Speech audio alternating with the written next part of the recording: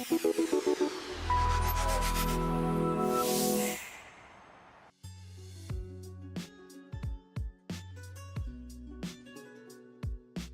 souhaitez investir en Tunisie, 3 bons conseils.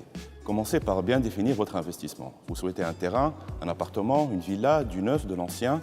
Il est primordial de bien connaître ses besoins afin de ne pas avoir de mauvaises surprises. Et puis, les professionnels sont là pour vous conseiller. Deuxième point, faites appel aux professionnels de l'immobilier. Les promoteurs immobiliers, les agences immobilières agréées, les architectes, les avocats, il est primordial de faire appel aux bonnes personnes. Et puis, évitez les intermédiaires généralement présentés par la famille. Troisième point, prenez le temps de boucler votre budget. Vous achetez en fonds propres, vous achetez avec un prêt bancaire. Il est très important de consulter plusieurs banques et surtout, n'hésitez pas à les mettre en concurrence. 2 critères pour l'obtention d'un prêt, la régularité de vos revenus et votre apport personnel. Sachez enfin que pour l'obtention d'un accord de principe, il faut compter à peu près dans les 7 jours. Une fois le bien trouvé, identifiez le budget ficelé, 2 options.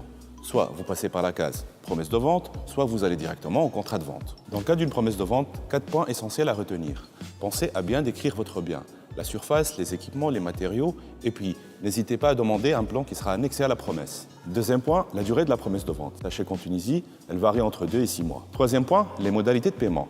On vous demandera généralement un acompte. Essayez quand même de ne pas dépasser les 20% de votre prix d'acquisition.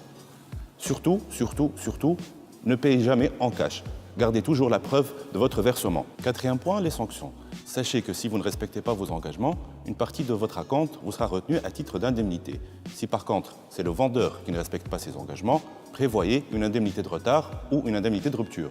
Dernière étape, le contrat de vente. Il est primordial de faire appel à un avocat, de préférence indépendant, de l'agence immobilière, du promoteur ou du vendeur. L'avocat se chargera de vérifier tous les documents administratifs, qu'il n'y a aucun empêchement à la dite vente et à sa transcription à la conservation foncière. Attention, pour obtenir un certificat de propriété, communément appelé titre bleu, parfois il faudra patienter jusqu'à 5 ans.